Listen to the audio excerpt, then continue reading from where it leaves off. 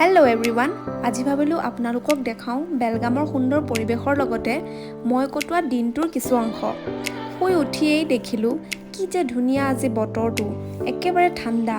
আৰু বেলগামত আজি বুলিয়েই নহয়, বতৰটো প্ৰায় ঠাণ্ডা হৈয়ে থকা দেখা যায়। আমাৰ অসমত পিছে এই জুলাই মাহত আচল গৰমটো আৰম্ভ হৈছেহে এতিয়া, নহয়নে?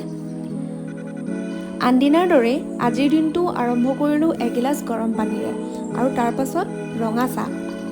মই যে চাহৰ বহুত বেছি কানিয়া, চাহ নোখোৱাকৈ থাকিবই নোৱাৰোঁ।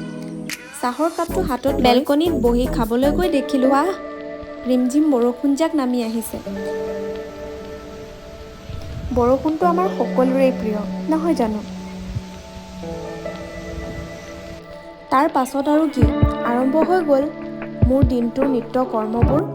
এয়াই হ'ল মোৰ নতুন ঘৰখনৰ থাপনা ভাগ।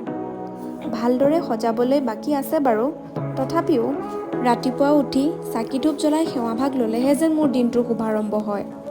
সৰুৰে পৰা ঘৰৰ বয়োজ্যেষ্ঠজনে শিকোৱা কিছুমান অভ্যাস যেন আমাৰ মাজত আজীৱন থাকিয়েই যায়, নহয়নে? বাৰু, এতিয়া মোৰ ৰাতিপুৱাৰ প্ৰাৰ্থনাভাগ সামৰি লাগি গ'লোঁ ব্ৰেকফাষ্ট বনোৱাত। আজি মই ঘৰত অকলে। ভাবিলোঁ চবতকৈ ইজি আৰু কুইকলি ব্ৰেড অমলেটতকৈ আৰু কি হ'ব পাৰে। সেয়ে পিঁয়াজ, জলকীয়া, ধনিয়া দি লাগি গ'লোঁ বনোৱাত। আৰু এয়া একাপ গাখীৰ চাহৰ সৈতে মোৰ নাস্তা ৰেডি। আজি পিছে দেখিবলৈ ইমান ভাল নহ'ল, চচ আৰু জেম দি মোৰ ডিজাইন কৰিবলৈ থাকিয়ে গ'ল যে, কিন্তু খাবলৈ বিৰাট টেষ্টি হৈছে। পেট ভৰাই এতিয়া লাগি গ'লোঁ মেকআপত। অলপ দিন আগতে মেলাৰ পৰা কেইযোৰমান ইয়াৰিং আনিছোঁ, কিন্তু পিন্ধিবলৈ যে একো অকেজনেই পোৱা নাছিলোঁ। বাট আজি এটা অকেজন পাই গ'লোঁ, কাৰণ আজি আছে মোৰ বেলগামত লগ পোৱা ফ্ৰেণ্ড এগৰাকীৰ বাৰ্থডে। সেয়ে এনেদৰে সাজি কাচি আহি গ'লোঁ তাইৰ ঘৰলৈ।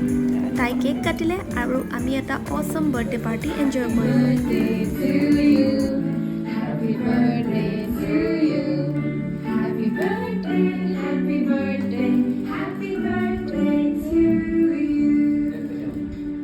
ভিডিঅ'টো শেষলৈ চোৱাৰ বাবে সকলোলৈকে অশেষ ধন্যবাদ। আজিলৈ বাই বাই।